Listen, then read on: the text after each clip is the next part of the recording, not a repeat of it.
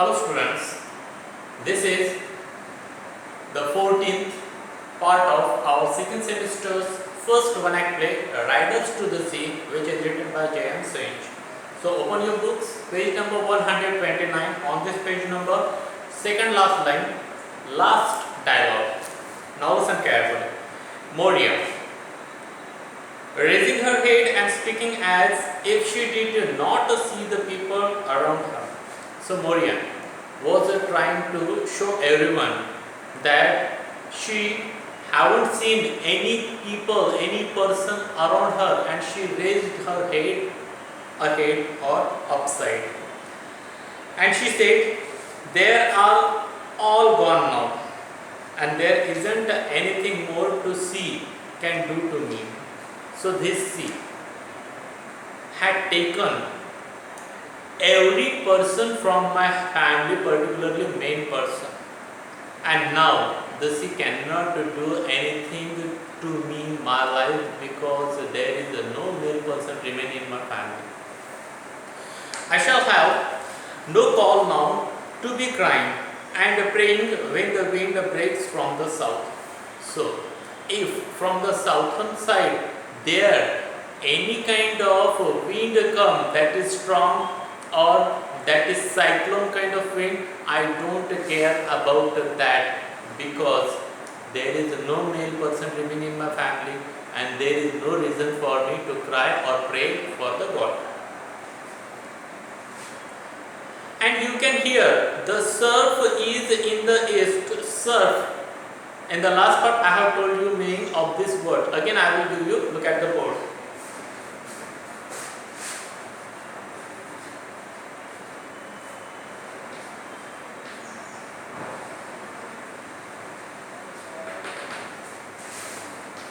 Surf, it means white foam, waves breaking on the seashore. Surf is in the east and the surf in the west, making a great stir. Stir, it means to move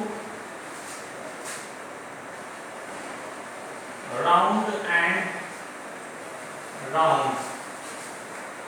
So from the east side and from the west side there is the sound of a surf. It means waves coming and striking on the seashore and they making the white foam there, white bubbles there in the seawater, and that sound coming again and again, and that both sound, eastern sound of surf and western sound of surf, they were making a double sound and they were interweaving with each other, making a great stir with the two noises and they hitting one on the other, and both those sounds hit on one another.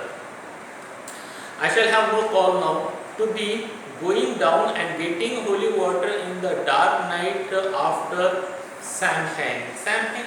What is the meaning of Samhain? Look at here.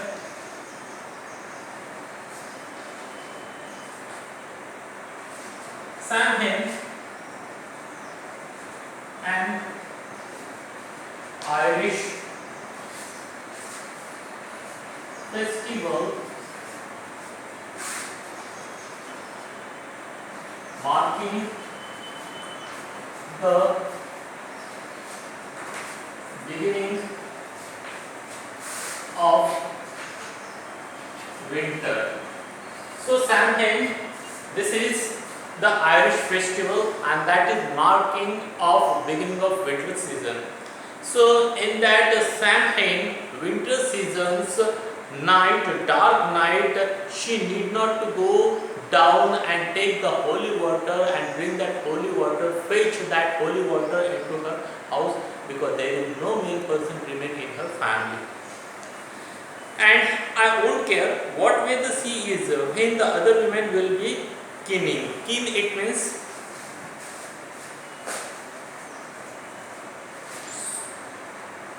born in a grief. Mourn it means cry, or grief it means sorrow or sadness. So when other women will be keening, crying, so that time I will be silent, I will be restful, because there is no male person living in my family and there is no male person was in the sea. So how could I cry there? To Nora, give me the holy water, Nora. There's a small cup still on the dresser. Dresser it means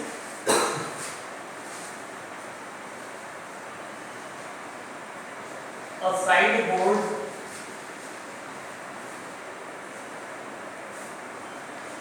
with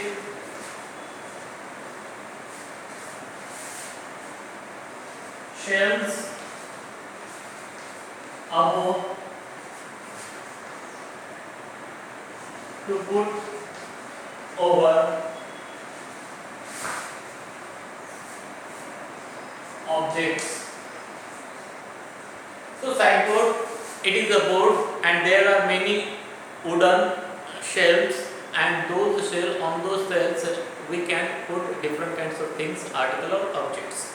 So Moria said to Nora that go there. There is a small cup, and in that small cup still is the holy water. Remain there. Bring that cup towards me.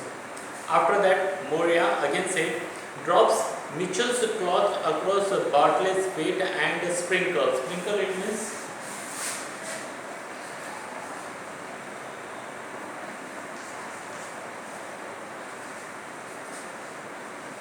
scatter in drops.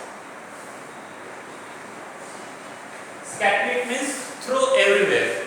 So she took that holy water into her hand and scattered that water everywhere. Sprinkle that water everywhere around Bartley's body, and Mitchell's cloth she put near Bartley's feet. And she said, it isn't that I haven't prayed for you, Bartley. So she said Bartley, it doesn't mean that I haven't prayed for you. I prayed for you for your safety to the God, to the Almighty God. Almighty means all powerful God. It isn't that I haven't said prayer in the dark night till you wouldn't know what I would be saying, but it's a great rest I shall have now, and it's time surely. So she said that anytime, whenever you go in the dark night for your journey, that time I always sit and pray for the God for your safety. But now you are resting for your whole eternal satisfaction. So now this is the time for me to rest like you. It means I don't want to live more. I do want to die now. And great sleeping in the long night after Samhain. So after this Samhain festival, I will go to die. It means I don't have any kind of desire to be alive. If it's only a bit of wet floor, we do have to eat. There is nothing in our house for us to eat. So how could we live?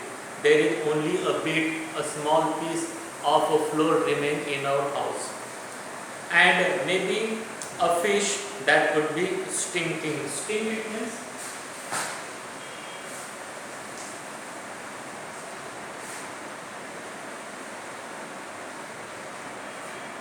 offensive smell.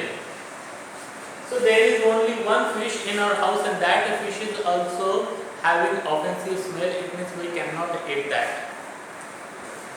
She kneels down again, crossing herself and saying a prayer under the breath. So Moria sit down on her knees again, cross herself and say a prayer in a low voice for Kathleen. To an old man. There was an old man, and Kathleen said that old man, maybe yourself and your mom would make a coffin when the sun rises. So Kathleen said to that old man that you and your mom must make a coffin, a box for dead body for Bartley when the sun will rise, when there will be day. We have a fine board, white board herself brought, and she said, my mother brought a whiteboard and that is very good, you can make a coffin, a box with that board. God help her, thinking Mitchell would be found. So she thought that Mitchell would be found, his body may be found, and after that she could use this board for his coffin, for his box. But I have new cake you can eat while you will be working. And after that she said, I have made a new cake when you will be working there, when you don't have any kind of money to pay you, but when you will work, I will give you that cake for your eat. The old man, looking at the board, are there nails with them? That after that the old man said to Kathleen, this board is very good, but there are nails. Do you have nails to make this kind of coffin? Kathleen, there are not, column. We didn't think of the nail. So Kathleen said that there are not nails, and we didn't think about the nails for making any kind of coffin. Another man. So another man said, it's a great wonder. She wouldn't think of the nail and all the coffins she has seen made already. So another man said that you have seen making coffins many times, but this time you didn't realize or understand that you need nails for making this coffin. Kathleen, it's getting old, she is, and broken.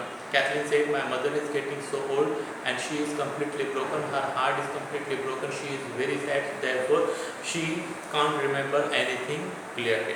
So students, in this way this part ends here. We are going to stop here. Have a good day to all of you. Thank you very much.